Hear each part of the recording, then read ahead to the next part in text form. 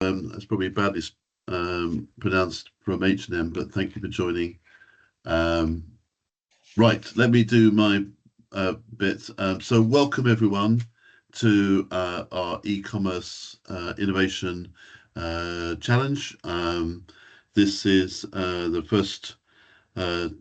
second time we've done one of these online. We had a very successful meeting 2 weeks ago, and some of the innovators that were there are here today. So if you move to the next slide, I think the first thing I need to do, just to get the boring bit out of the way, is just to remind everyone about the antitrust statement, and not to say things that are going to get us into trouble with the antitrust police.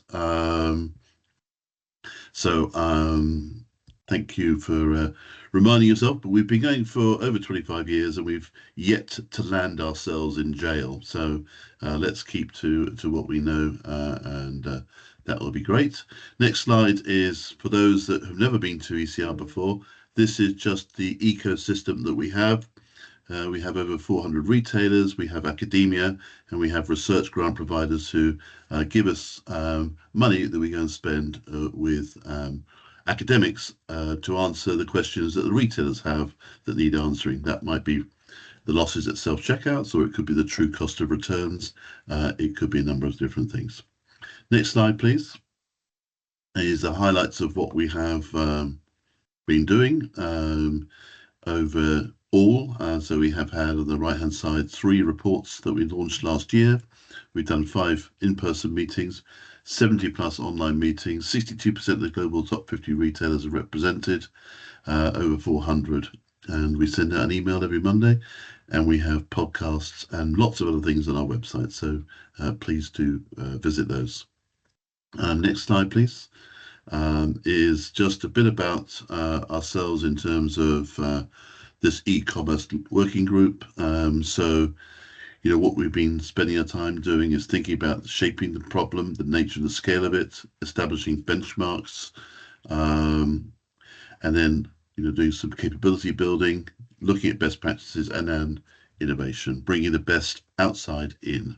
So we're looking for a really exciting, engaging meeting from everyone today, and Joel will take us through.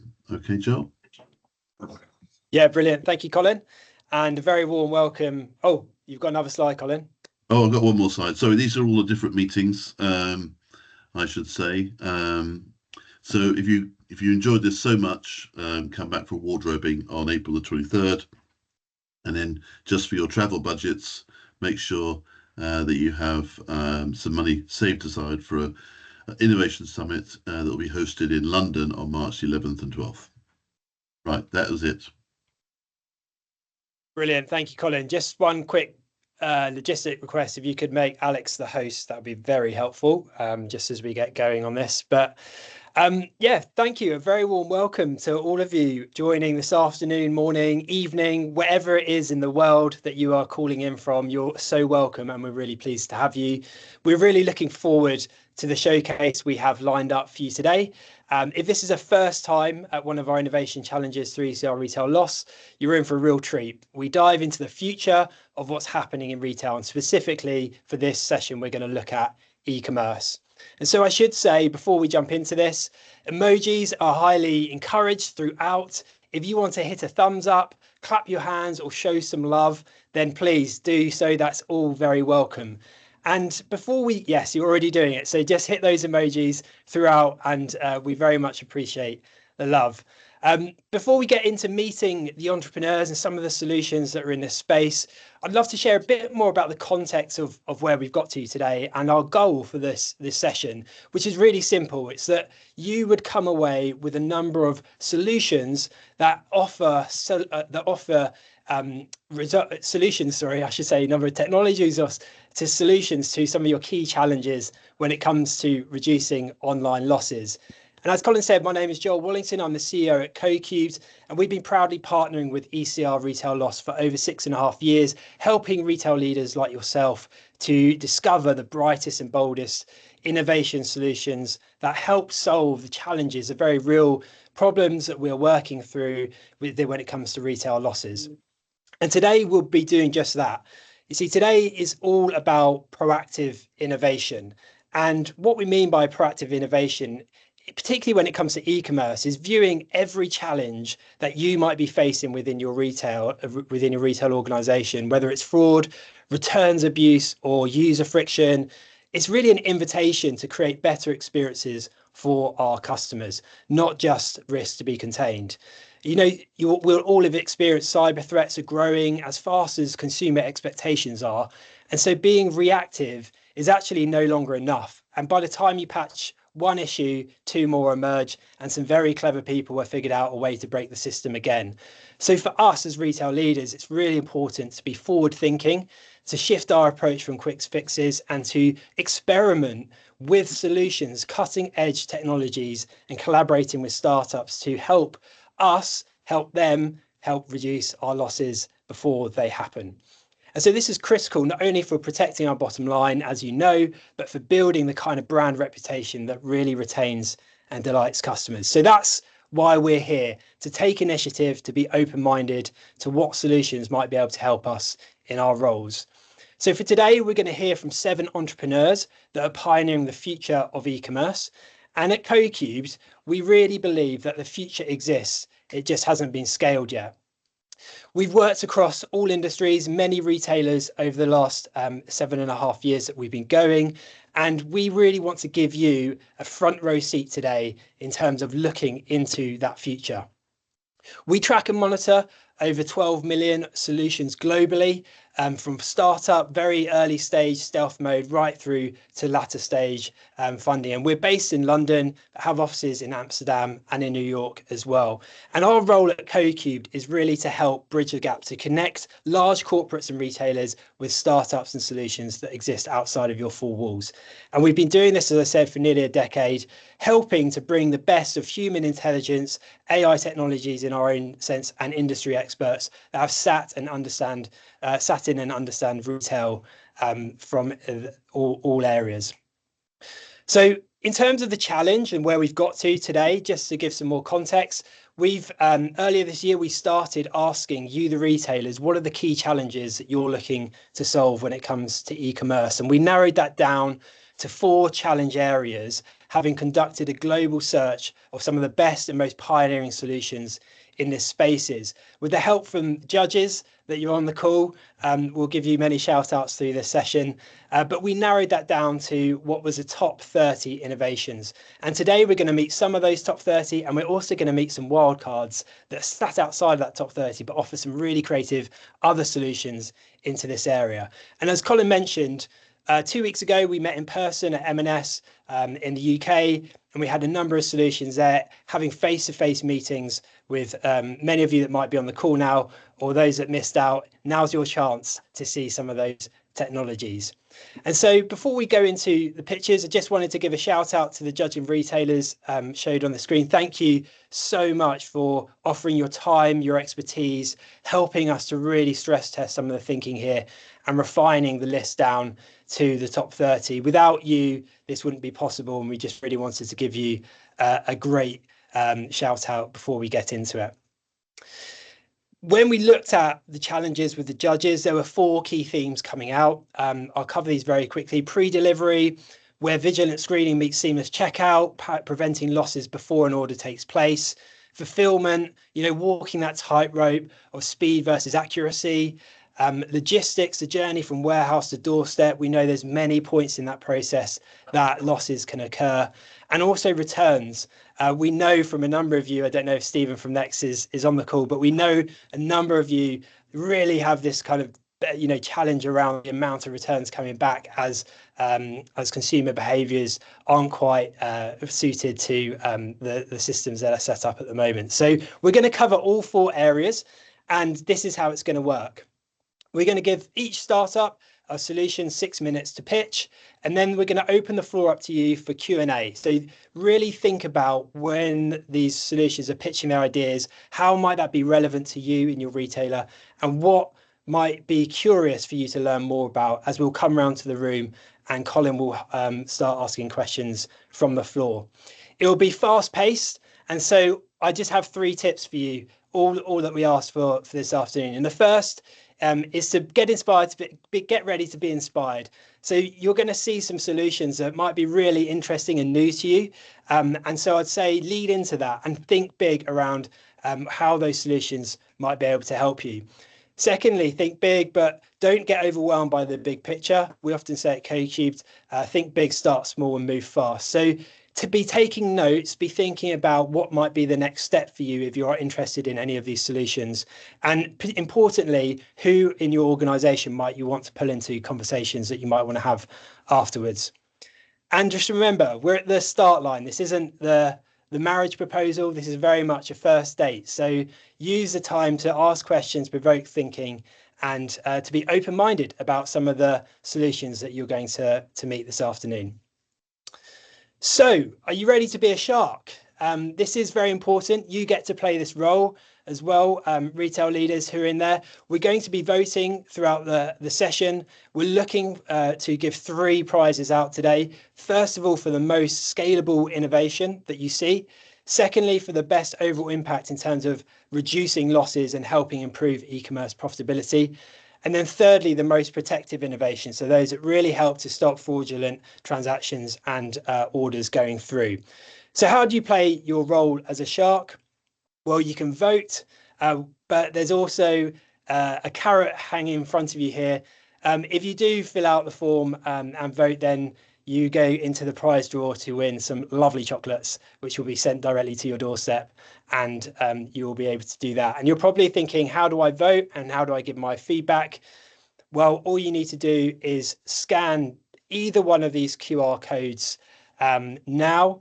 The one on the left is if you use Microsoft. The one on the right is for Google Forms if you use Google platform. And that should hopefully take you through to a screen where you can start to compile your feedback and give your voting. We will flash this up throughout the session after each solution has presented, so you will get to see this screen again and again. So are we ready? Can we have some emoji love, please? I'd love to see some thumbs up, some hearts going ready as we start to get ready for our first pitch today. Yes, here we go. Brilliant. So I'd love to introduce Deirdre from Stitch, who are really looking to address the headache of online losses and fraud through account takeovers, identity theft and chargebacks. Their solution really helps to block fraud before it happens. So I'll hand over to Deirdre and she can demo and explain Stitch to you. Awesome. Thank you so much for the introduction. So yeah, my name is Deirdre. I'm on the BizOps team here at Stitch. We are an authentication and fraud prevention company. We were founded in 2020 based in the Bay Area, have raised 126 million, and our leading e-commerce logos are folks like Lush and Restoration Hardware. We also serve fast-growing tech startups, Calendly, HubSpot, and some Fortune 500s. So yeah, Stitch is an authentication, authorization, and fraud prevention company. And today I'm mostly going to be talking about fraud prevention and how it will help retailers with loss prevention and, as was mentioned, stopping the fraud really before it happens. So we have 2 products in our fraud prevention suite. They are device fingerprinting product and strong CAPTCHA. And the point of both of these products is to protect your site and help stop fraud by identifying bots. And so these bots could be doing anything from, account takeovers, putting tons of stolen credit card credentials into your site and committing payment fraud, putting a bunch of inventory in carts and doing inventory hoarding. The use cases are really endless. And at Stitch, we think, the game has really changed in the last 6 months for these bad actors, right? It's now like a 3-second exercise to spin up a ChatGPT puppeteer script, perform scripted actions against a site, and oh, by the way, you can also churn the IP address on every single request.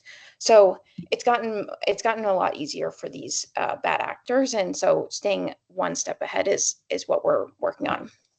So about our products, we have device fingerprinting and strong CAPTCHA. So the core product here is really device fingerprinting. And this is designed to sort of stop the, really top 1%, top 5% malicious, persistent bad actors out there.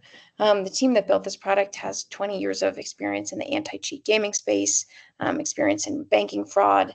And, it's really honestly much more advanced and thorough than other solutions we've seen on the market today. So how it works is we go collect signals from the user on a network, browser, and device level and combine that with a proprietary internal database of all known device browser configuration options possible. And we have a ML model on top of that. And basically we take all these signals and issue our opinion on the validity of the user and if it's, a legitimate one or a bot. Our CAPTCHA product is different than other folks because every other CAPTCHA can be solved off device. So there are these things called CAPTCHA farms overseas that the really malicious attackers use, and that level of security isn't going to deter them, right? They just go pay for these CAPTCHA solutions and get through that layer. Our CAPTCHA product has to be solved on the device it was served on, so it basically removes that as a attack vector. So now I'll go into a quick demo, which is a video that I hope works. Looking good. Awesome. So I'm going to show you a demo of our product now. So I just went to a local host for an app I have running locally. I'm going to type in my email and password. And we will see on the back end that the verdict that I receive is an allow verdict. So our product says, let this traffic through. And it's not just sort of the lack of suspicious or bad things we've seen about this traffic. It's also that we've detected a good device, right? So I'm on an Apple computer on a Chrome browser. This is a good legitimate user. And so we process hundreds of millions of fingerprints every day, and we have a very good idea what the legitimate traffic looks like. On the other hand, I will now run this Puppeteer script. It's like 30 lines long, and it's going to perform scripted actions against that site. So it's going to spin up a Chromium browser, and we're going to watch it type in an email and password, and then we're going to block that traffic. This is like a user could do this 50,000 times over, create a bunch of accounts to take advantage of sort of the first-time buyer discount. They could run a script and take all the inventory on your site and put it in carts so your real users don't have access to it. They could do this a bunch of times over with stolen credit card or gift card information. And so what we get in this case is a block verdict, right? Because there's a few small hints and tells in the way this browser was set up that led us to say, okay, this is headless browsing. This is not a real user. It's a script masquerading as a web browser. So we should not let this traffic through. I'll go into a bit. When you call our backend and get the verdict returned, you get this payload back. We give you information about the user and the network, a bunch of fingerprints you can use for uniqueness. But really the important thing is this verdict, which is an allow, block, or challenge. And so, it's up to you guys what you do with that. Most people just allow good traffic through. On challenge, offer a CAPTCHA or a step up sort of verification method, and the block, they block outright. Cool. Now I'll go into some implementation patterns.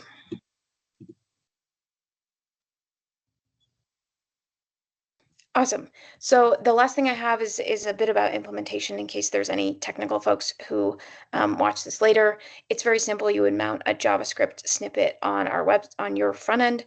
On page load, call a method get telemetry ID that issues a globally unique ID. And then on the action you want to protect. So that's maybe it's add to cart, maybe it's login, maybe it's create account. You can use it multiple times throughout your site. You call our API, and within 200 to 300 milliseconds, we return you that payload with the allow, block, or challenge. And you can either take that at face value or combine it with other signals you're collecting internally and do your own risk analysis. A few other things I'll mention. We are very anti-reverse engineering oriented. The payloads are written in C++ and cross-compiled into WebAssembly, so it's basically a nightmare for attackers to reverse engineer and reason about. And there are some network effects with the system, right? If company A experiences an attack, the learnings from that will also be applied to companies B through Z. And, again, we process hundreds of millions of fingerprints every day. So I think that's all I have. I would want to leave you sort of just with the thought that we have a pretty advanced product, and if these persistent malicious folks are a problem for you guys and bots are a problem for your site, we would love to chat more. Thank you. Deirdre, thank you very much indeed. Well, let's pop down to Australia. Julian's joined us from Bunnings, and Matthew's obviously there as well. Any quick questions or remarks that you'd like to share with Deirdre? Are bots a big thing in Australia? for your business? We have had some problems. So what I would say, a couple of things, Deirdre. Excellent presentation. Thank you. The way you explained that really made it very simple for someone who's not overly technical. I think the next step for us would be to engage with our cyber team and just understand what our demand is, what we're needing in that space, and certainly we'll reach out if we think there's some opportunity to explore further. Thank you.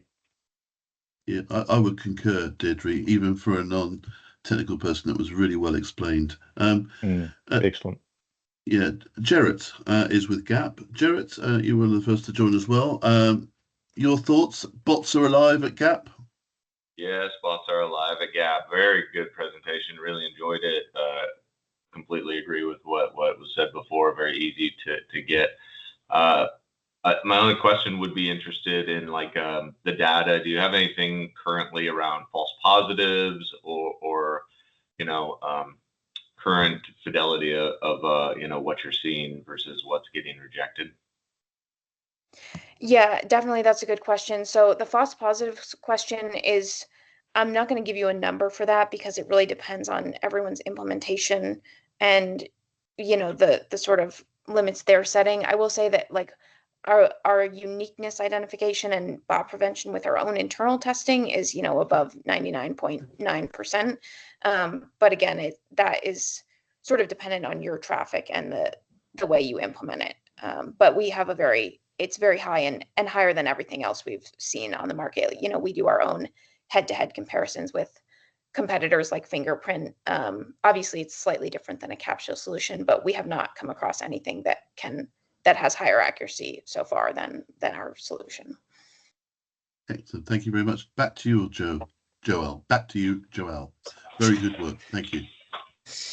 Thank you, Deirdre. Great presentation, and thanks, Colin, as well. So we're just going to show here the QR codes, so you can scan those now and give your feedback on Stitch. And there's also in the chat, there are links to these if you prefer to go through on your desktop or whatever device you're joining this afternoon on. So that's our first solution for this afternoon. We've got 6 more, and next up we've got Entropy, and we've got Julia who's going to be showing us from Entropy. So counterfeits and return fraud are a big challenge for many of us, and Entropy's AI-powered authentication instantly verifies the authenticity of luxury goods, IDs, and high-risk items.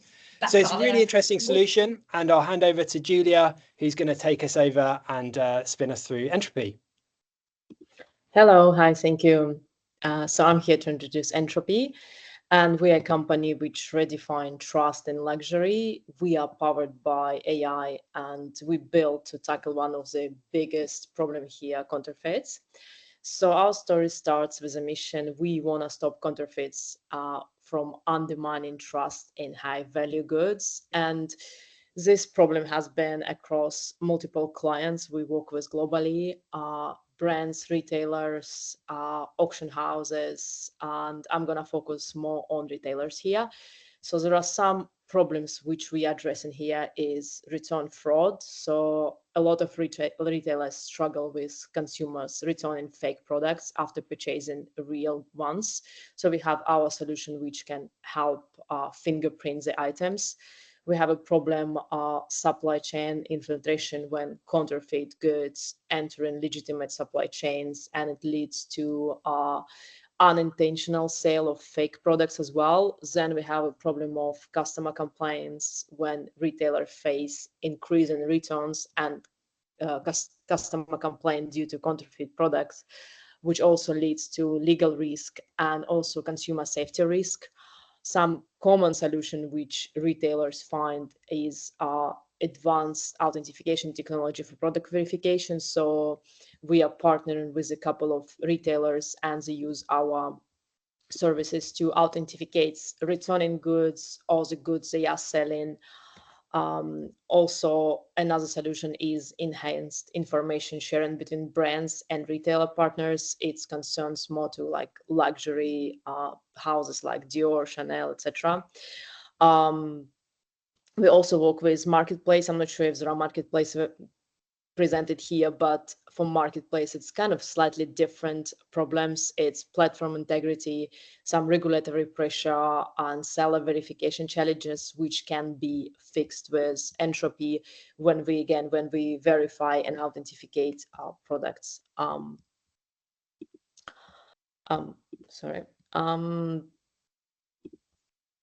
So as well, we working with some government institutions and also social platforms.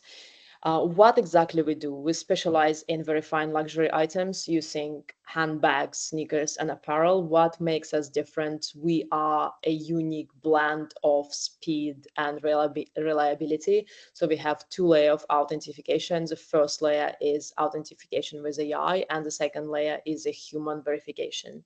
So we deliver instant verification by scanning the items in a second. So in a second, you will know if this item is real or if this item is actually counterfeit item. There is no guesswork here. It's all science powered by our AI developed in-house and years of data collection. So our database goes back to 1930s. So we are able to authenticate all the vintage items back to many years before.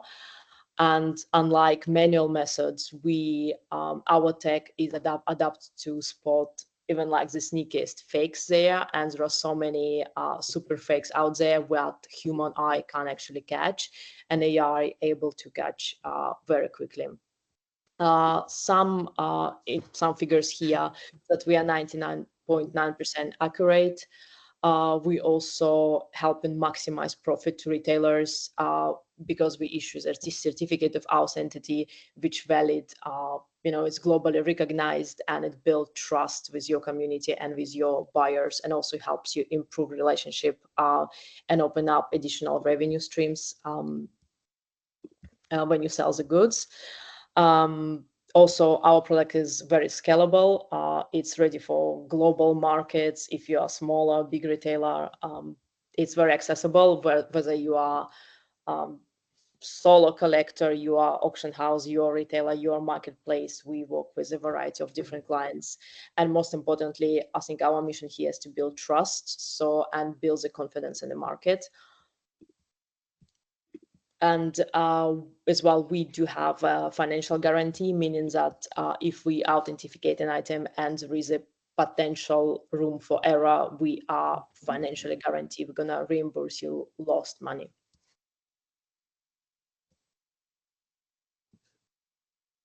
I think that's it from my side. And just to specify again, we are covering 3 lines of products: bags, luxury bags, sneakers, and apparel. Okay. Well, Andrew Conway is with Adidas. He's not with Adidas. I got that wrong. I am here. I am here. You are here, but I think you're not with Adidas, are you? Yes, I am. Oh, yeah? Okay, sorry, I'm getting confused. I'm getting mad in my old age. So, tell me, what do you think of this? Is this a problem for you at Adidas? Is it something that you're tackling and looking at? Yes, it is a problem. I think any sportswear retailer has an issue with it. It's an issue which is dealt with by a totally different team to what we're dealing with on a daily basis. We have a brand protection team, so and I do know that we also use an app to identify. So I can't really comment on how well our app is used against what your product is. So, but all I can say is thank you for your presentation. I can't really say anything more. Very good.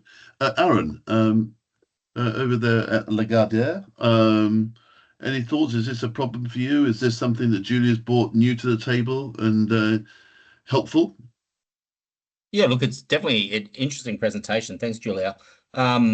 Certainly haven't seen counterfeit being a problem in our duty-free stores, which is where we would carry luxury products. But yeah, it's quite interesting, and yeah, certainly not something we see in the Pacific, but I'll reach out to my colleagues over in Europe and North America. They may have an issue with it. Okay. And Jake is with Ulta. Perfumes, I'm not sure is in your scope yet, but Jake, great to have you on the call. Any thoughts? It would be interesting. I don't know how it was scalability with perfumes, but it does seem, because it wouldn't be hard for someone to, fake return a bottle of water, right, rather than and get that into the supply chain. So it would be interesting to see if you go down the road of authenticating perfumes and luxury products like that. Yep. Very good. If I can address this one, so we don't really do perfumes, but we definitely can fingerprint, and we have a lot of requests from different product fingerprinting. So it's more for returns fraud, probably most interesting to see if the same product is returned and is it fake or real. But yeah, we don't really authenticate perfumes. Okay, Julia, thank you. Back to you, Joel. Brilliant, thank you, Colin. So if we just remind ourselves that we've got the forms on both Teams and Google, so scan those, access the links via the chat, and in those forms there's the ability for you, if there is a solution here you're really interested in a follow-up conversation with, you can simply mark it in there, and the team from our side at CodeCube will help to take care of that and set those up for you. So do just be aware of that, and do keep your reviews coming in with the mind. Keep in mind those chocolates, which you can definitely enjoy if you fill out the form. So moving on now, we're going slightly back to fraud, chargebacks, false declines, all major pain points for us, and leading to lost revenue and also frustrated customers. So what can we do about it? Well, Doug from Approved is going to talk us through their solution, which really drills down into this, that helps you get more revenue, less false declines, and more happy customers. Over to you, Doug. Awesome, thank you. Hi, everybody. It's great to connect this morning for where I am on the Pacific coast of the United States. Doug from Approved, and I appreciate the opportunity to talk about the revenue that you've already earned, but that you're losing to false declines. So I always like to start with a quick question. It's not always that easy to answer. So how many legitimate customers has your current fraud system declined this week? I mean, it's not necessarily easy because you just see these transactions that look like fraud, and we don't really know. But what we're seeing across our merchant partners is anywhere between 57 and 93% of declined transactions are actually good customers. And that's just not lost revenue. It's also lost profitability. It's lost loyalty. It damages trust. And it's a customer who may never come back. So that's why we believe that fraud prevention has to start with revenue detection. If you can't spot the good orders, you're not preventing fraud, you're actually preventing growth.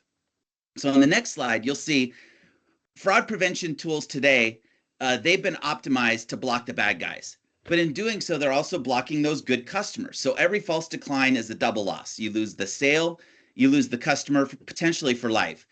What we do with our platform is we combine 3 to 5 times the number of multi-factor validated data sources that most merchants use in their decisioning process. We then have some deep linking that we do, followed up by, if we can't approve a transaction, we actually will have expert human reviewers that will review that transaction to determine, is this a good transaction or not?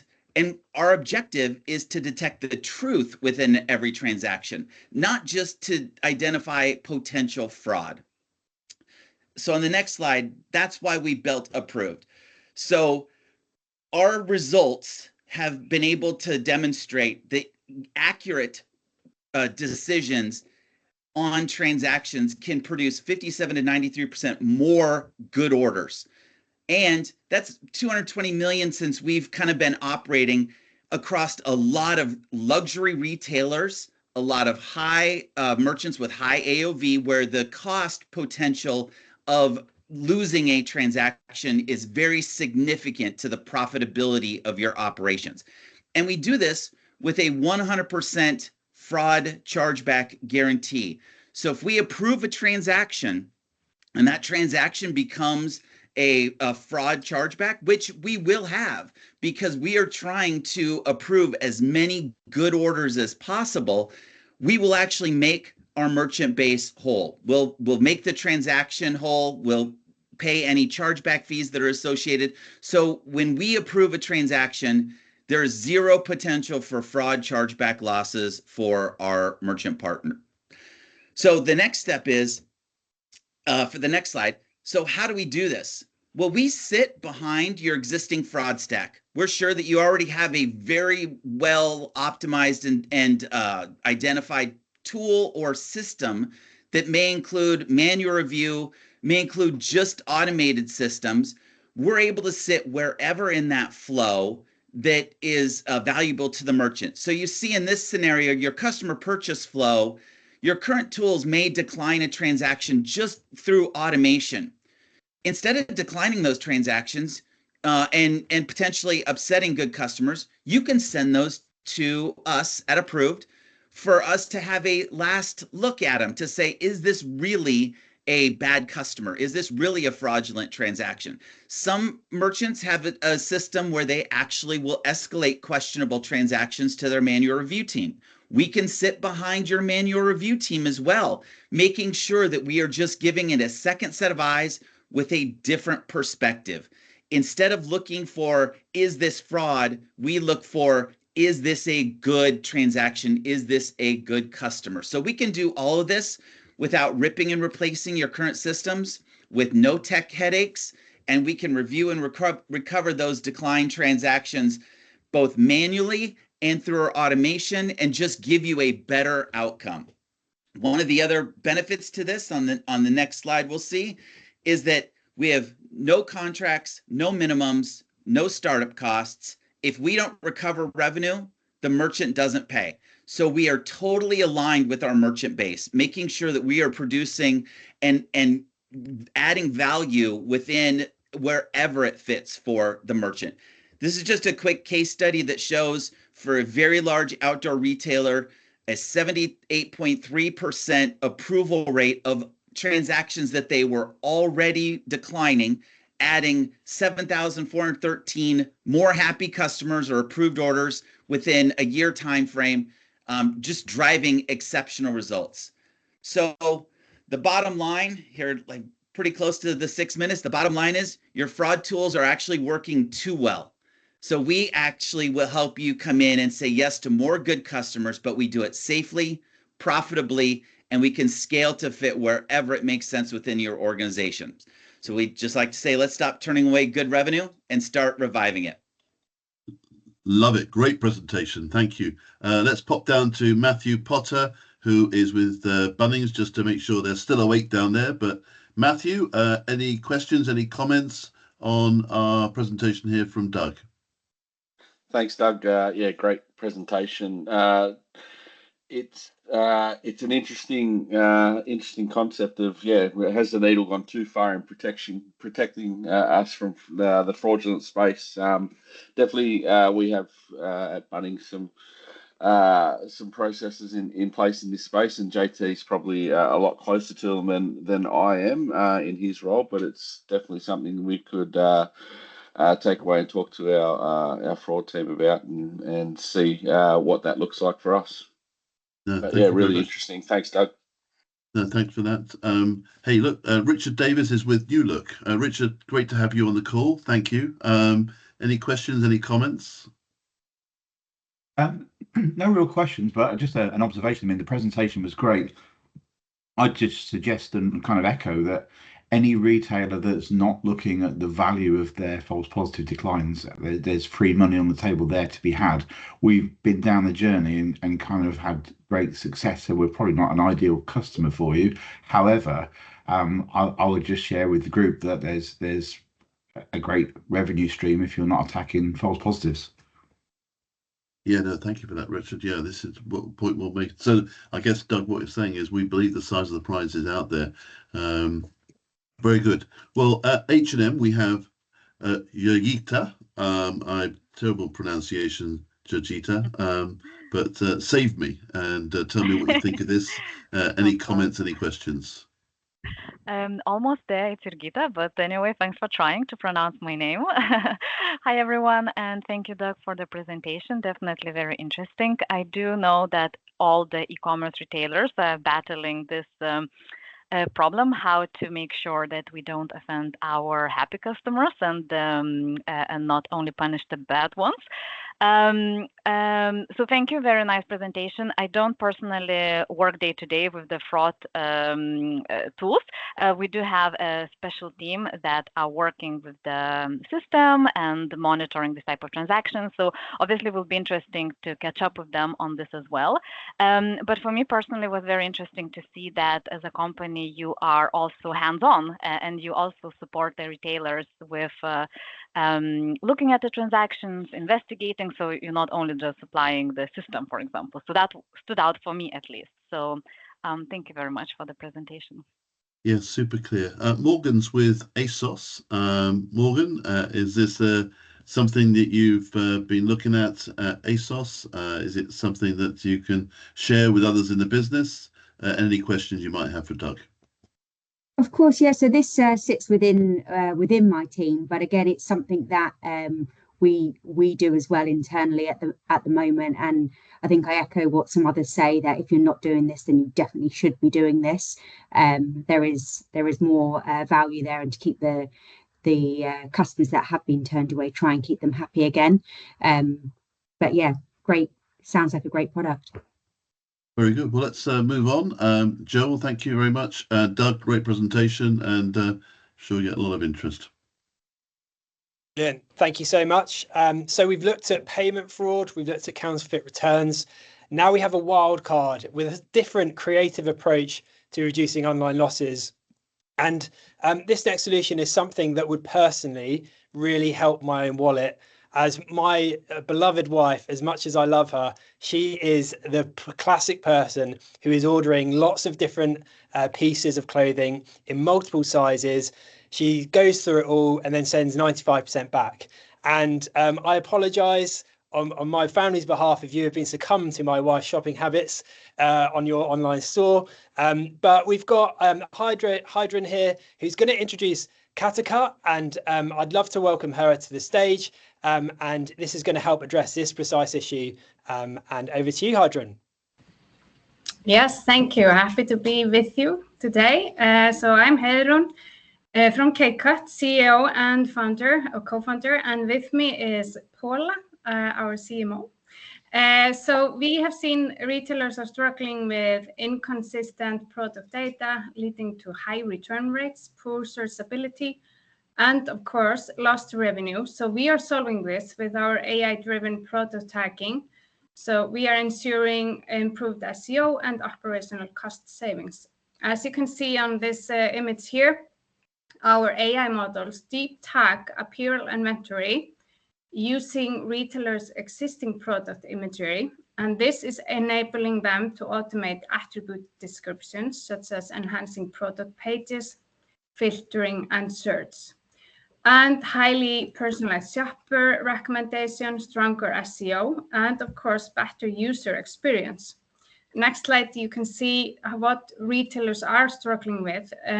Among some of the things are inconsistent attributes, low quality data, missing SEO optimized tags, of course, leading often to lost sales, higher returns, frustrated customers. And we see without structured and searchable product information, discoverability suffers, recommendations fail, and revenue opportunities are missed. So AI data-driven approach is critical to optimizing search, improving customer experience, and maximizing conversions. So on our next slide, you can see with our solution, retailers can automate and streamline product tagging, providing customers with deeper product understanding, which of course boosts confidence, reduces size bracketing, and improves conversion rates. And on the next slide, you can see exactly what we are and how we deliver. So not to go into too much tech detail, but we receive images through APIs, and we deliver features and tags. And this can be installed on your website and correctly categorized. For example, if you have material and care details, that will include fabric type, care instructions, and composition. If you have product details, then that will include waste style, pocket construction, etc. And then we even have size and fit that cover attributes like fit, shape, stretch, and length. And we also deliver consistent and searchable keywords, for example, for Shopify tags. So on the next slide, there is a sneak peek also of our color analysis results, where we can extract multiple tones directly from images. And then the next one, you can see the value that this is going to bring to your data strategy. There's accurate descriptions and filtering. We are also boosting shoppers' confidence with more detailed product information to reduce returns and increase conversions. We are also saving customers time because they will quickly find what they need with enhanced search and filtering, and then lower cart abandonment with clear understanding of product features that is going to drive purchase decisions. And last but not least, actionable insights. Identify product gaps, most search attributes to predict product trends. That's it for me. Well, thank you so much. Let's get some feedback. I mean, it's great to have early startups on here, but we've got some experts here, possibly not in their area of expertise, but I'm sure they'll give you some pointers. And I'll ask John Lowe of Frasers, who also do flannels, just to provide some pointers perhaps and some thoughts that might help our friends. Yeah, I think you're right, Colin, when you said it wasn't really in my field, although I do get the connection in terms of it would reduce refunds and returns. Because I think what you're saying is that it really puts more attributes into the product description, so the customer can make a more informed decision.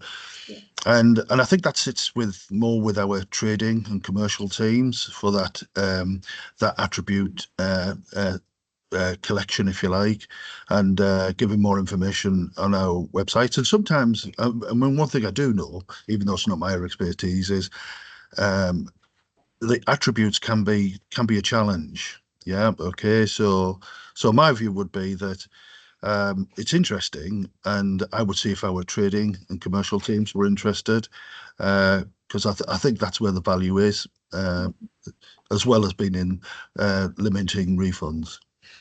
Thank you, John. Megan's with Gap out there in America. Again, Megan, I'm not sure it's your sweet spot, but I'd love to hear your thoughts on the presentation from Hydrum and the pointers that you might have thinking about your own business. Yeah, so first off, very nice presentation. This is super interesting. I'll go back to Joel's comment about his wife. I'm an avid online shopper as well, and unfortunately I do return quite a bit. So why this isn't my area necessarily of expertise professionally, I would say, as an online shopper, I love this idea of having more information to make an informed decision so that I'm not finding myself returning more stuff. So great job. Thank you. Thank you very much indeed. Let's go to Sam, who's with Jumbo. Perhaps again, Sam, this might not be your area of expertise, but maybe, Sam, you can give some pointers to the team here. Sam at Jumbo? If not, we'll jump to Raphael, who's joined us from the Hut Group. Thanks, Raphael. Not sure if you're in a room of people there at the Hut Group, but this is an area of expertise generally for you, but possibly not your sweet spot. But any thoughts for this new startup? I'm going to have to sidestep this question. It's definitely not my area. Okay. And did you understand the presentation? Was it a good pitch? Yeah, it was a very good presentation. It's just not my area. That's all. Okay. Very good. And then let's just finish off with Herhita from H&M. Again, possibly not your sweet spot, Herhita, but what's your thoughts? Yes, it is definitely not my area of expertise, unfortunately. But I think, as there are some of you have mentioned, as a shopper myself, I think one of the reasons why I am returning clothes is because I'm not sure which size I should be buying. So it's definitely a very valid and important thing to consider. So, but thank you for your presentation. It was definitely very nice to see that. Thank you, Hadron. Look, some great feedback for you there. Hopefully, the guys here will be able to take your presentation and your pitch and ease it on to other people in their business where it might be a more natural fit. But best of wishes, and it's always great to see new startups. Thank you. Thank you. Back to you, Joel. Thank you very much. Just a reminder, the forms are here, so scan those QR codes. And yeah, on that point that Colin just made, if there are, particularly on the last solution, bear in mind that they might be super relevant for your particular role. If there are people in your organization who think this would be really interesting, just to give them an introduction, because they might be really able to help them drive some of those better orders. And certainly, I just have a very selfish motivation here. Please take these guys on so you can help me out and help my wife's shopping behaviors out. So look, we've looked over a number of different solutions. We're going to continue with another wildcard, so keep your creative hats on. And I think it's fair to say that we all really care about customer loyalty, and this next solution is really honing in on that. And so I'd love to introduce Sarah from Redeem, who's going to explain how their solution is helping to build better customer loyalty and reduce losses that way. So over to you, Sarah.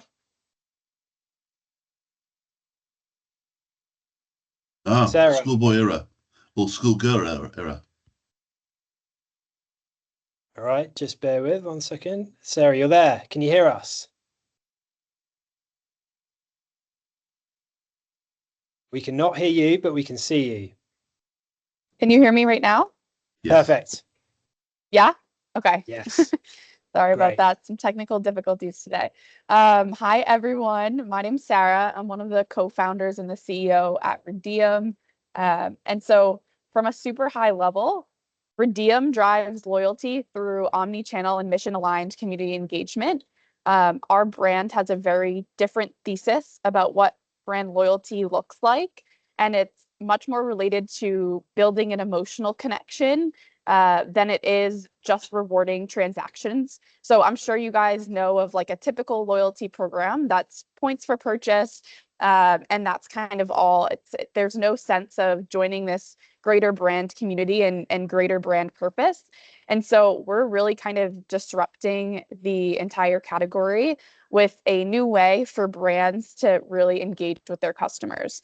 And kind of a few of the key problems that we've seen brands face. First of all, they lack critical data ownership. So when customers are, buying off-site, they just don't have visibility into who their customers are, what their motives are, why are they buying from the brand, and they don't own their most valuable relationships. And it's been proven time and time again that brands who successfully create an emotional connection with their customers see the largest lift in LTV, so almost a 3x lift, and they stay with the brand for longer. So with Redeem, you can create a customer engagement program that's mission aligned and that kind of touches on that emotional connection and reinforces the brand's mission. So in terms of what we see for the future of loyalty, it's engaging community-based experiences that foster loyalty and brand recall.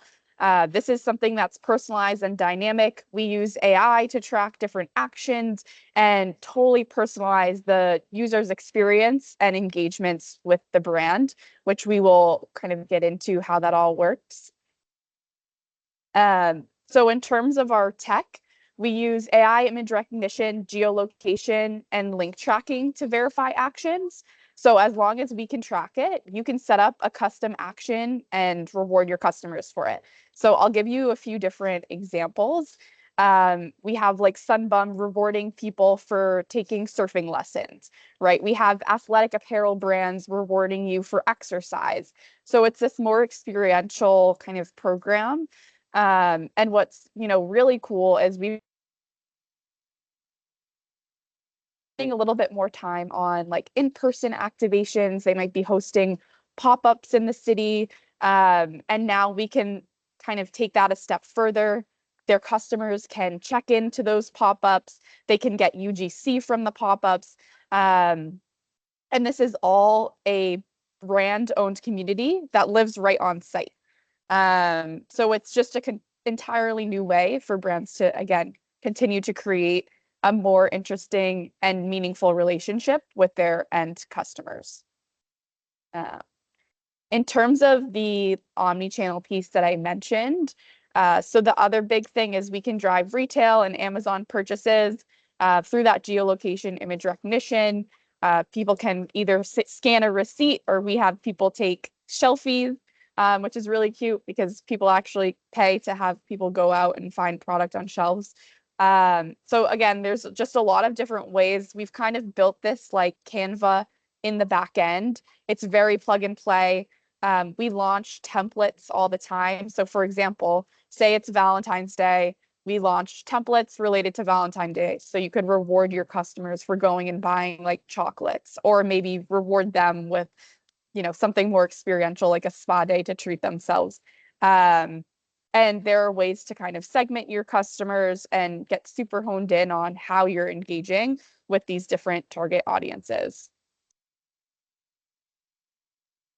The other big thing that we do, and I kind of mentioned the mission aligned aspect of the business, we have customizable SKU impact numbers that can be part of the individual's loyalty profile.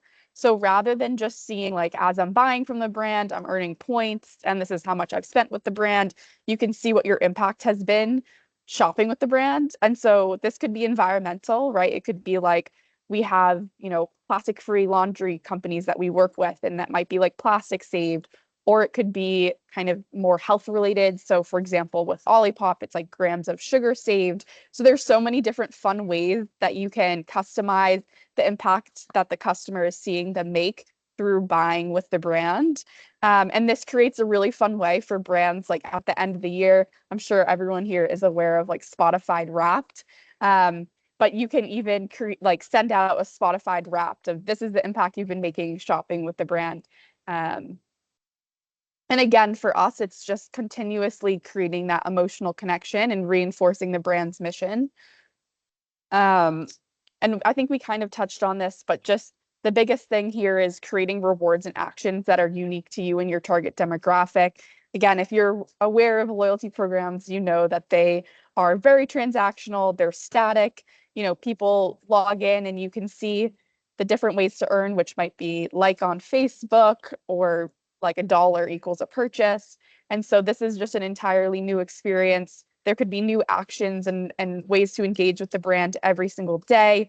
You can cater them to marketing campaigns that you have going on very easily without getting a coder involved, right? So whether it be like, it's again Valentine's Day or Earth Month, and you want to do something special for that, or maybe you have a product launch, it's all very customizable, which is incredible for the brands that we work with. And then, of course, like the big thing here is you're getting zero-party data. So as part of your loyalty profile, brands can kind of set up an onboarding profile sequence. We took a lot of inspiration actually from dating apps. So you can learn more about your customers directly. They'll have that be part of their profile with the brand. And now this is a spot where the brand can actually engage in their own kind of social spot.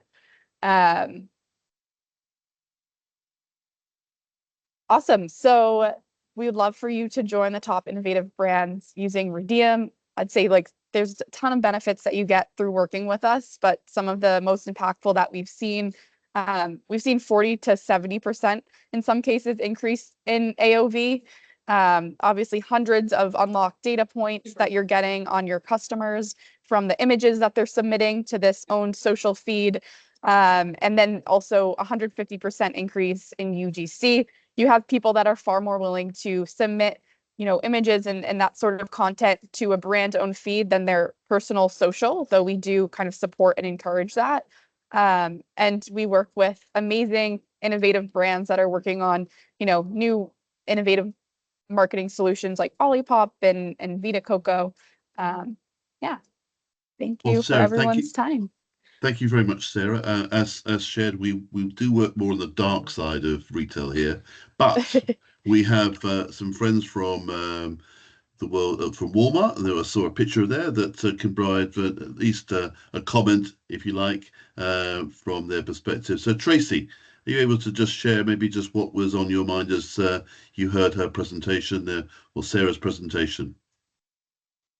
Yeah, very interesting concept and very interesting presentation. Not really my space in Walmart, so I'm not quite sure how this would kind of play in that space, but definitely interesting information. And I like the idea of engaging the customers with specific brands for specific actions and loyalty. Yeah, no, thank you for that. Thank you for that, Tracy. Andrew Conway, still at Adidas. Andrew, again, I know this is not the dark side, but what do you think of the presentation from Sarah and any connections you can think of within Adidas? Thanks, Colin. Yeah, Sarah, thank you very much for the presentation. I think membership is definitely, and I know obviously it's not my area, but certainly we're seeing more issues around membership and rewarding. Because one of your interesting points when you said create rewards and actions that are unique, which obviously we're finding at the moment lots of people who are claiming they're exercising, for example, to gain the points to then obviously then get redeemed points into articles, etc. And I'll be really interested in to understand. I mean, it might not even thought about this, but how you could then utilize that from our point of view, from a loss prevention point of view. How could you then turn that to help our world, if that makes sense? Yeah, totally. I love that. I'm curious. So, are you guys currently rewarding exercise right now? Yeah. That's awesome. So a great thing is, I mean, one of the areas is, for example, we put rewards on if you carry out 3 types of exercises in a day, for example, and then you get the points. But people have been writing scripts which then do it within 3 seconds and then just keep doing it over and over again to create points. So yeah, people are getting creative. Yes, of course. They always do. No, thanks for that, and it's very, very helpful indeed. We'll pop up to Aaron Lagardère, and then we'll move into the dark side, proper dark side. So, Aaron, anything from you from this presentation? Any comments? Any thoughts? Any questions? Yeah, great presentation. Thanks, Sarah. Not exactly sure how I can relate it to my current business, well, my role within the business. It's certainly a great concept. I do like the fact that it's much more dynamic than all the static sort of loyalty programs that are out there. So I think that's definitely a really great function and feature of your product. But yeah, really good. Thank you. Thank you very much, Sarah. Joel, take us back to the dark side, and then we'll call on Julie at the end of this one. Hopefully her microphone's working for some comments. I apologise, Julie, I haven't come to you yet. But back to you, Joel, and the dark side. Thank you. I don't know how to respond to taking everyone back into the dark side. So buckle up, is all I'd say. So we are nearly at the end. We've got 2 more solutions to come. Just a reminder that the QR codes are here to scan. You can fill out the forms, give your feedback. We really would be so thankful for your feedback and as we go through this. And yes, as we head back into the dark side, we've got 2 solutions that were certainly 2 of the highlights of our in-person meeting a couple of weeks ago in London. And it was really interesting the following day just to hear feedback from some of the retailers that were in the room, just to say how excited they were about these 2 solutions that we've got for you next. So you're nearly there. I imagine your popcorn is nearly finished. You are thinking about a comfort break that will be coming at some point in the not too distant future. But I would ask you to lean in, give it all you've got for the next 2 solutions. And I'd love to first introduce Yofi, or Jordan from Yofi, I should say, who's going to talk to us about their solution, which is absolutely changing the game for a lot of retailers. So Jordan, over to you. Hey, thanks so much. I'm not sure how to change the slides, but if you don't mind, I'll just say next slide. But my name is Jordan Schmer, CEO, co-founder of Yopi. We were in charge of the bot mitigation and policy abuse team at Nike. So big part of what we do, live day to day. Ended up seeing all these amazing customer-friendly policies were being cheated, especially returns. Hey, Joel, do you mind switching the slide for me? Hello, Joel. Yeah, with that. Do you mind switching the slide? I can't do that. Yeah, Jordan, we're on the slide next. Is this, can you see it okay? Oh, I can't. So maybe it's on my end, but basically I just assume. So what we end up seeing is actually the yeah, thank you. Return fraud's costing retailers about $103 billion a year annually. It's growing massively. What we see is about 1% of total revenue is actually lost because of return fraud. We see from our clients, unfortunately, about 2% of customers typically contribute to about 20% of returns, right? So we see a small subsector of bad actors or abusers grossly impacting the profitability and the revenue of brand. And unfortunately, a big reason of how they're doing this, I'm sure everyone on the call has seen these Telegram groups, have seen these Discords, have seen, TikToks or different social media hacks where there are thousands of dedicated communities of people finding loopholes across the board to actually take advantage and profitably resell or get items for free. The unfortunate reality is that legitimate customers are paying the price. So stricter policies, fees, a reduced customer experience are all, by factors of what has come out. So on the next slide, one of the things that we think about is basically we view kind of the future of fraud, not necessarily, of course, credit card fraud and chargebacks will always be present, but we view it as more social engineering at customer support, right? So if you look at the top here, what we end up seeing is like FTID, so fake tracking IDs, items lost in transit. So people are manipulating shipping labels to intentionally get lost in the mail, sending back empty boxes, sending back essentially, counterfeit goods, whatever the case might be, to intentionally get you as the brand to refund to the customer, but you lose the product, right? So they're kind of blaming, hey, it was lost in the mail, or hey, it never arrived. That's not my fault. The second bit is also false claims, right? So I'm sure everyone here has dealt with my item was stolen, it never arrived, came back defective. Like two of the big traits right now, especially if you're food, is one, people are ordering food and claiming that it's kosher or halal and there's pork in the food, even though it was never pork, to basically get free food, or they're using like ordering a small perfume that breaks in the box that stains the clothing, right? So these fraudsters are really, really creative and extremely smart at getting what they want. And they're kind of understanding how do they understand these automations that you set in place, but the customer support teams. So on the next slide, a little bit about like what Yofi is we are what we call ourselves a customer intentionality platform. So how do we add friction to the small subsector, like the 2% of bad actors, and enable really good experiences for all the 98% of good consumers? And we work with some awesome brands across the world. We work with eBay, JD Sports, Quip, Olakai, Takovas, a variety of brands on adding friction to bad actors, but enabling a better experience for good actors across the board. So on the next slide, how do we do it? So we started off by creating and collecting thousands of different first-party data signals through what we call Yofi telemetry. So we're collecting gyroscopic, accelerometer, how are people consuming online, and mapping it to in-store, and creating these really robust customer clusters and connections, right? Because I think we all know here that it's a game of whack-a-mole where bad actors are constantly creating new accounts across the board, right? So we're creating these real-time risk scores.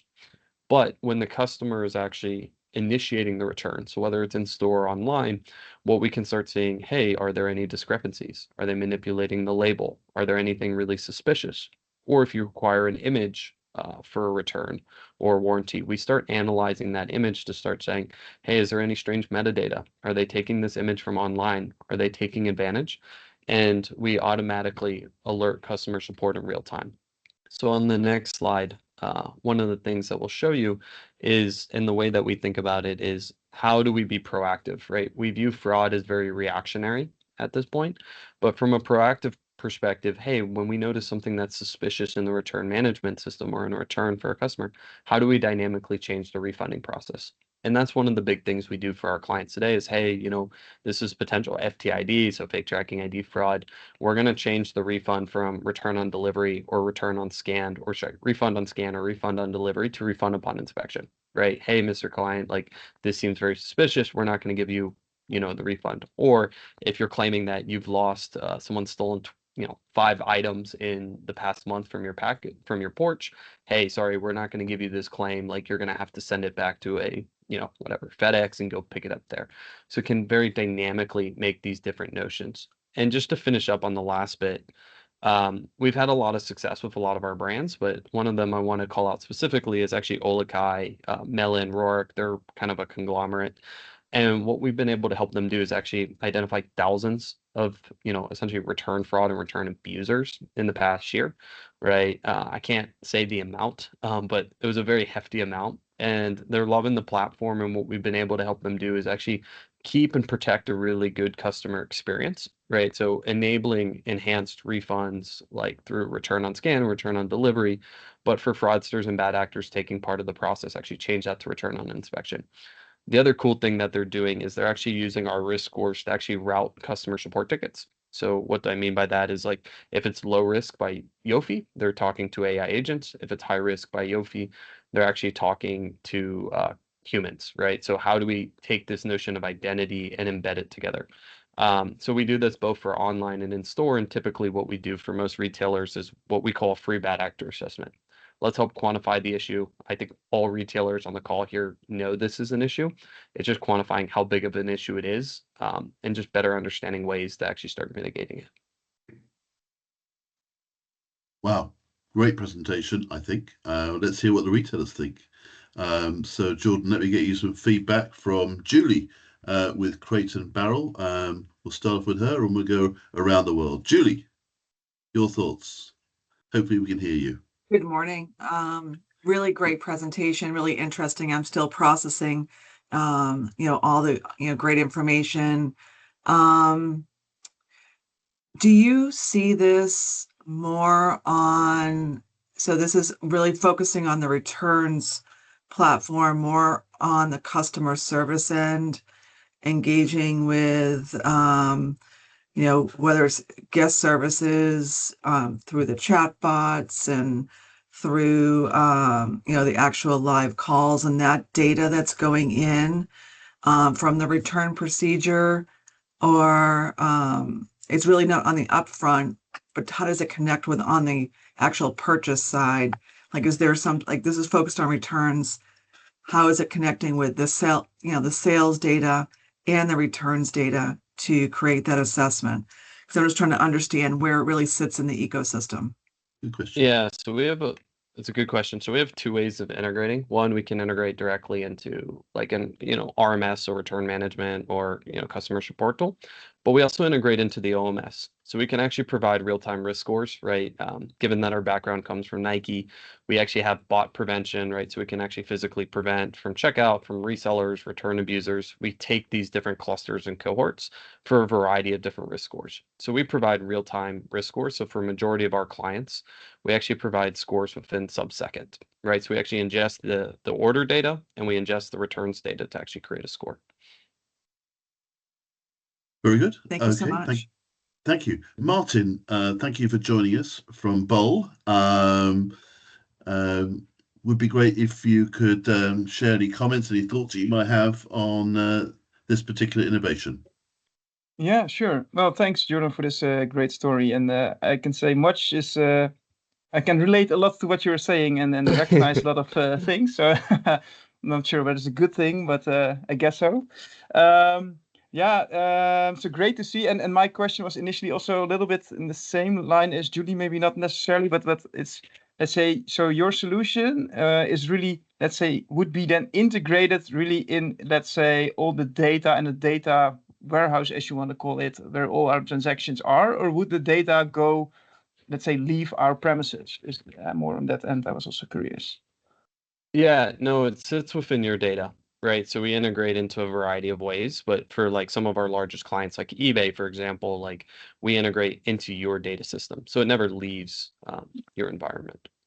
And those risk scores, what you mentioned, I think it's great that you already have a lot of, let's say, good practices from your end? Is it something that is customizable to what we know from our customers already, so to say? Yeah, absolutely. We actually prefer granular tags, right? Like, so because we know every business is different, so you can set up your own different thresholds of like, you can define what abuse is. Can you have a level 1, level 2, level 3? What types of fraud? How does that map to from an automation perspective? So we do a lot of granular tagging. Like one thing we do at JD, obviously they sell sneakers, is we actually work on like good and bad resellers, right? They understand that resellers are part of the business, but if customers are really good and buying a high level volume, why should you punish them? Right. So thinking through the granularity of what makes sense to the business and driving the revenue goals while also enhancing from like a fraud and security perspective simultaneously. Okay, clear. Sounds good. Well, thanks. Very good.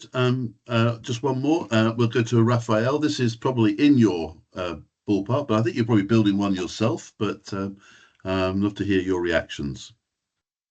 Yeah, it's definitely in my area.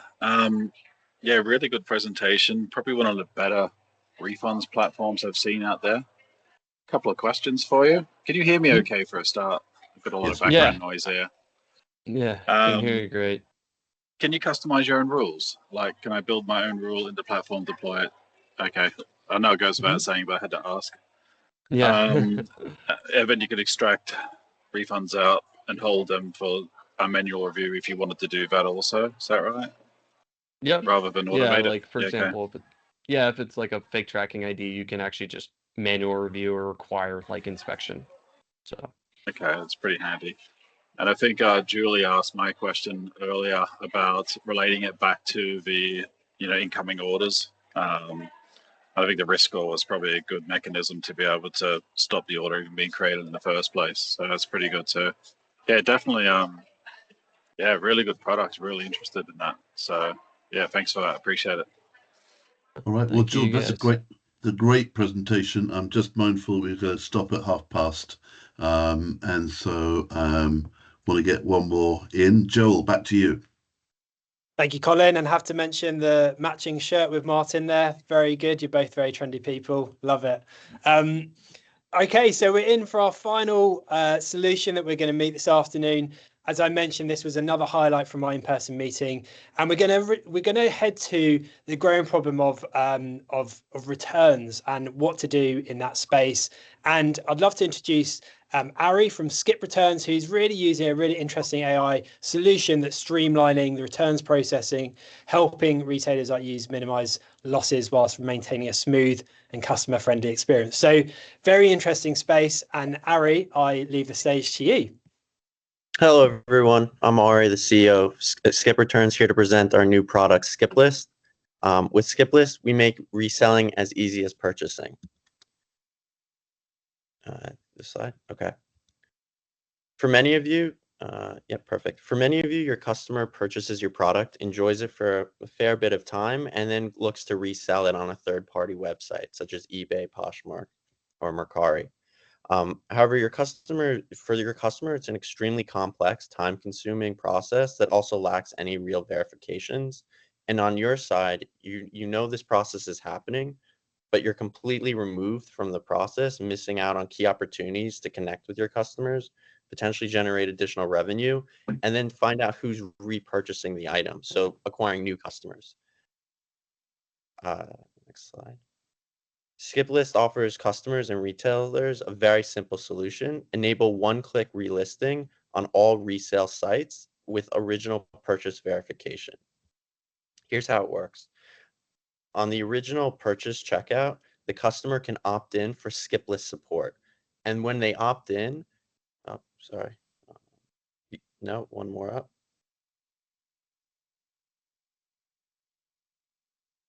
Yeah, perfect. When they opt in, all their information from that order is shared with Skip List. Then we house it in our system, and whenever they're ready to resell, they simply go to the Skip List website. Yep, and they can enter their email. There, we have all their previous purchases available and ready to be relisted in just a few clicks. So this is Skip List. One more back. Yeah, perfect. So here's our housing ground. This would hold all of the customers' previous purchases where they opted in for skip list support. Then they can easily just click into one of their potential relist items to relist. Yeah, and here they can, in just a few clicks, can list it on all the resale marketplaces and then simply receive a shipping label when it's been resold. So essentially what we're doing is we're removing all the friction and sort of pain in reselling items while allowing the brand to stay involved in the process. What's unique about this is that we're able to unlock a new revenue stream from brands because customers are paying a small premium for this resale support and increasing the number of touch points the brands have with the customer when they're making the resale. Imagine being able to email customers, hey, you're reselling this old version of the product. Here's what the new one looks like. And be able to connect more with customers down the line while supporting circularity and resale. Thank you. Right. Well, John Lowe from Fraser's with Flannels. Hope you will follow that. And do you have any questions, any comments? Well, it certainly helps from a sustainability credentials point of view, so I can see that, and definitely from having more interactions with the customer post sale, so probably increases the lifetime value for the customer. I don't think it will impact on the fraud refund returners. I think it's more about our good returners and how we can assist them with the resale process and interact with them more. So it looks as though there's a return on investment for the business, a reputational positive impact from sustainability credentials. So yeah, I think there's upsides to that. I think it touches partly on the work that I do and partly with other teams like our tradings teams, so how they can interact with the customer, and with our loyalty teams, how they can interact with them as well. So I think it's a multi-departmental conversation for this type of offering. Yeah, and I think they've got a broader offering as well. Sorry, yeah, Ari. Just to add to that, we're not focusing on returns as much as we're focusing on customers down the road. So we're outside the return window.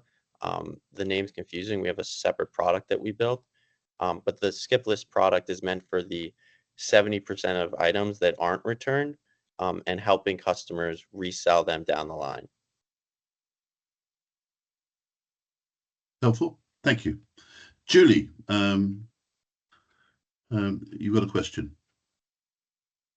I did. Just a quick question. So really cool concept. And I know that some of the resale markets actually do something similar. They'll, buy back and you can resell it.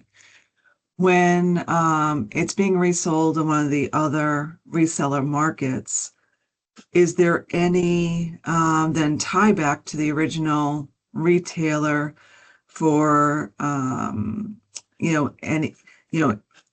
is there any impact on the original retailer from a product? Do you see them going back then to the original product seller for that refund, or any ownership of that item down the road? I'm just trying to think of what it's great for us. We would get extra money. We have the it would go back into to be resell rather than go into the landfill.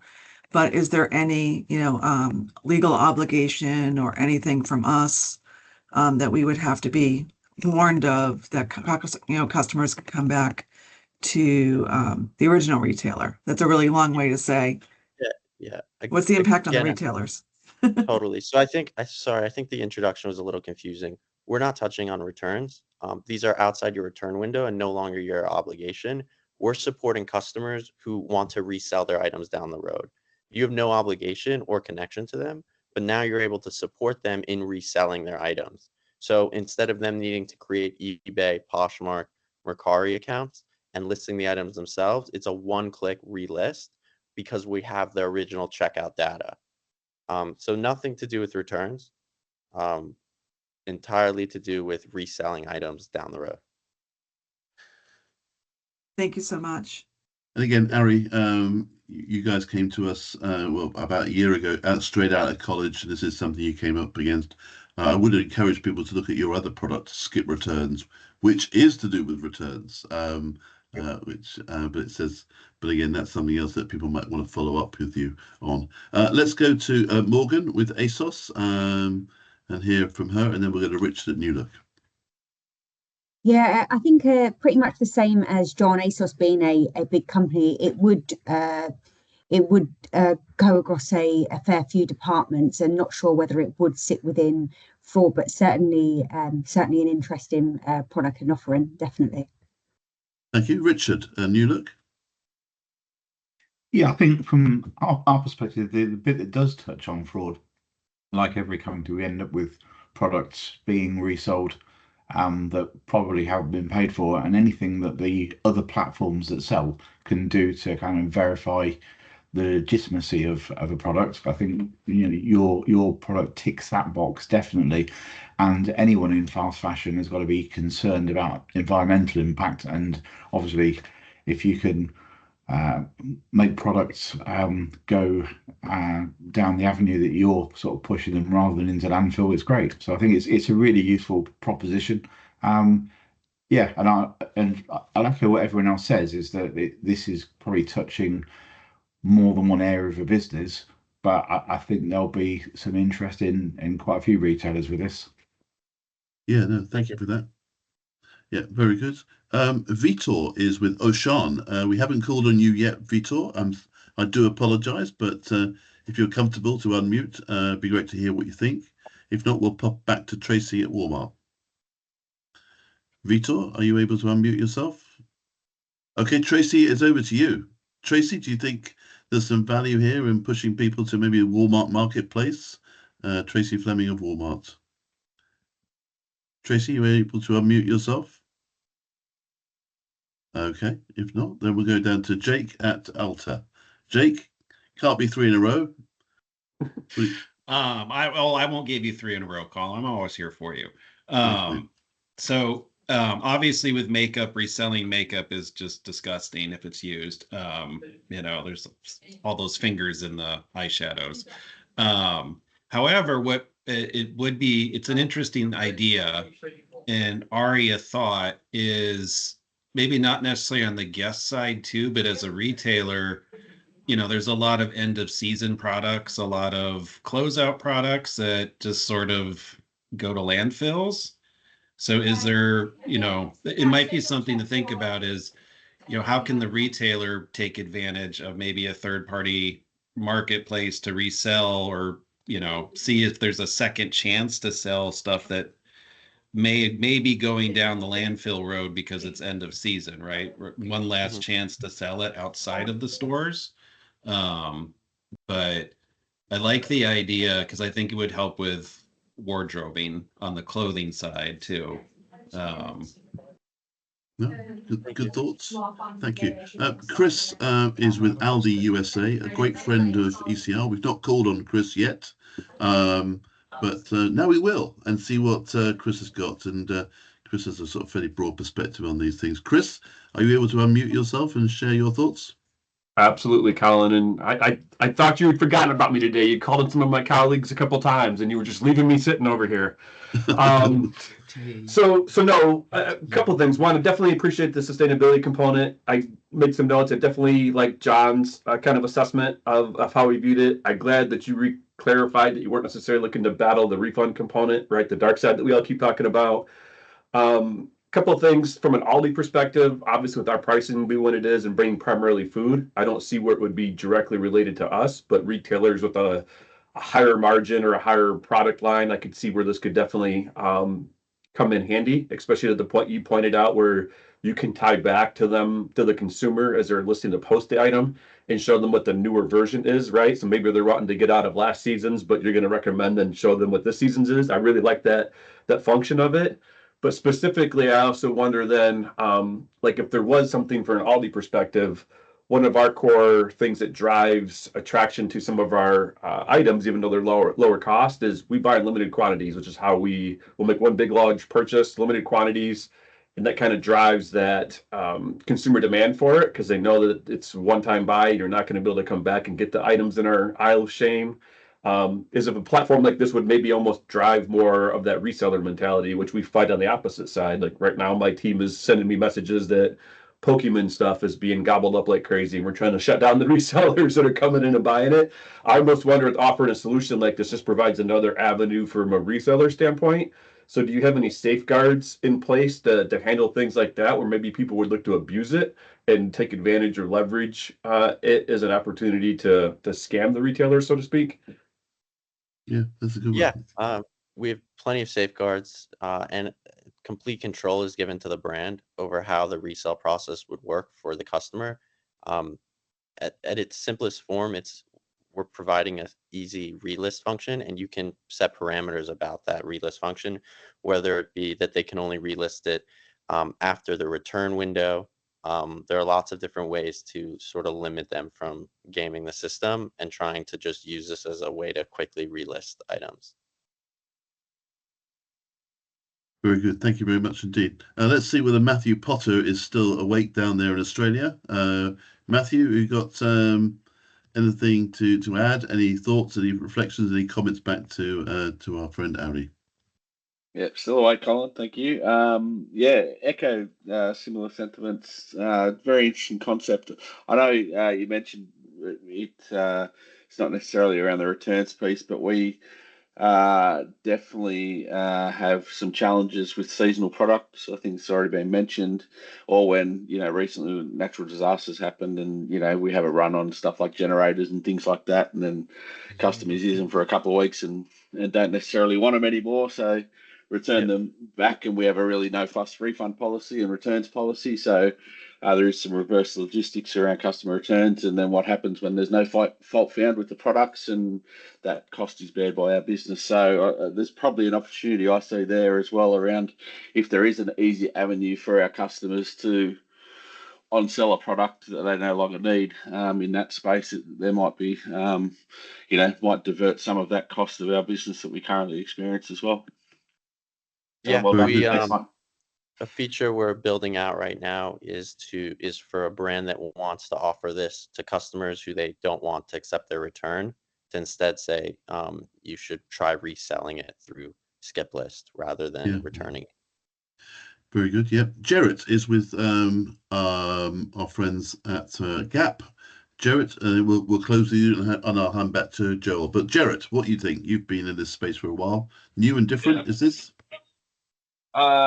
Yeah, I think obviously looking at that end-to-end customer journey, we want to be a partner and help that customer. But it is a bit of a gray area because we do fight the resellers on occasion. We want to make our product available to the legitimate customers that as best we can. And so while we understand that there's obviously a secondary market, I think a lot of times it's a little bit of a slippery slope of how do you incentivize and reward and recognize your best customers and give them other elements and ways that they can, maximize the value of their product, but also at the same time not incentivizing the people who are, maybe eroding your margin or at the worst committing fraud. So it is an interesting concept. I think the controls and the protections around it would be key. Appreciate the overview. Superb. Joel, back to you. Thank you, Colin. I think there was one question as well, Ari, for you that came through in the chat from Tom. Don't know if we have a couple of minutes, maybe you could answer this. How do you keep fraudsters from relisting, then submitting a chargeback 90 days later? Sorry. So the thinking is someone would purchase something, relist it, sell it, and then request a chargeback? Yeah. So it's all we build within this. It's an app that goes into the Shopify or whatever storefront you're using. So we're working on top of your existing tech stack. So we would be connected to all of those sort of communications of where the money's flown or where it's being moved around. So the risk, there's no chance that someone could commit fraud without our system being aware of it. and preventing them from relisting it, reselling it, and then requesting a chargeback. So I'm just going to jump in for a second, if that's okay. Actually a vendor, but as I was listening to your pitch, I think conceptually I like it. But if timing for fraudsters is a huge thing, so if they go on to Ulta and buy product, or they go on to Crate and Barrel and buy product, since they're in the audience, and they buy it today, and you give them this option to resell through your skip list, right? But they can go resell, even though Ulta and Crate and Barrel or any merchant on here can go and choose certain variables, unless they put it out and say, you can't resell this item for 120 days, which is the chargeback threshold, which somebody might not, they're not going to pay the $2 to say, I can only sell it after 120 days. What if I want to sell it sooner? Then you have this window that you can't control. And so once you lose control, you can't tell that you can block a fraudster because you don't know what the fraudster's doing. And so I'm just curious. I'm trying to give you, frankly, some advice. You got to think about this, because you're ultimately going to provide a really easy avenue for a fraudster to come in and buy and resell, which is exactly what they want to do, without any stops in the middle.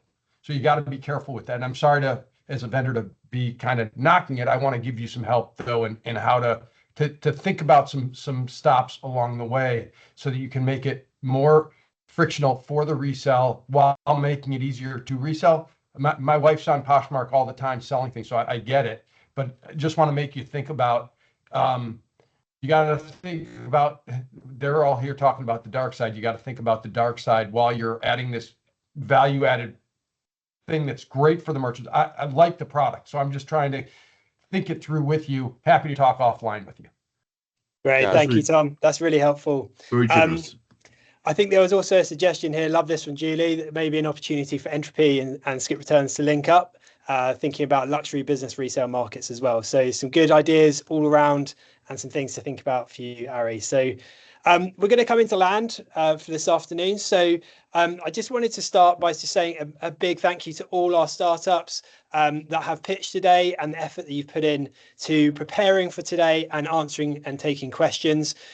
Also a big thank you to our retail judges who have spent a lot of time reviewing huge lists of solutions in their spaces and have really helped us to refine the thinking for the final showcase today. So thank you for everyone that's been involved. I know it's been a whistle-stop tour. We've had 7 innovative solutions, some on the dark side, some on the lighter side of retail losses.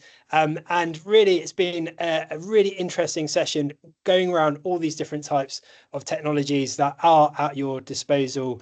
And we'd love to encourage you to keep those thoughts going. Here are some of the startups that you've obviously met.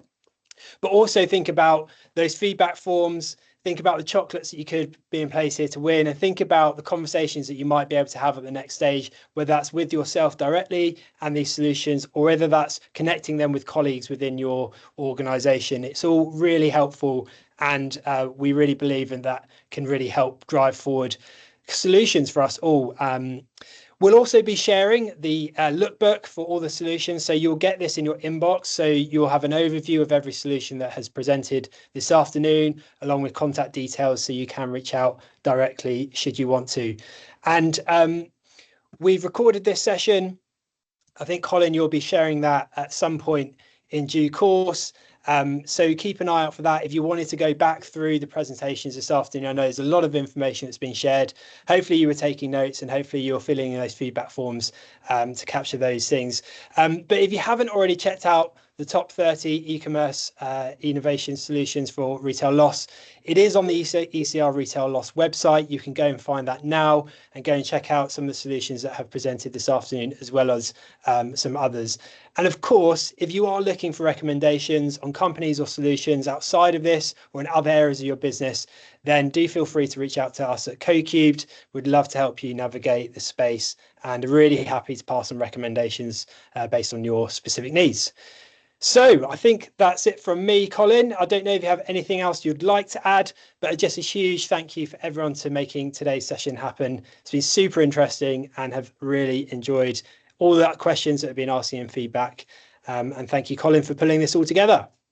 No, great. Oh, hang on. One. No, maybe it was the wrong emoji, I think, from John.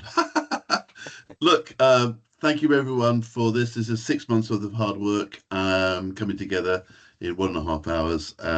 We hope you make something of it, and all the materials will be available. And what we hope is that in 6 months' time, 12 months' time, you'll come back and say, I want to share the story of how I worked with this particular innovator that I saw on the 26th of March in 2025. And share that great success story. All the very best. Have a great rest of the day, morning, evening, night, wherever you are. Thank you. Bye.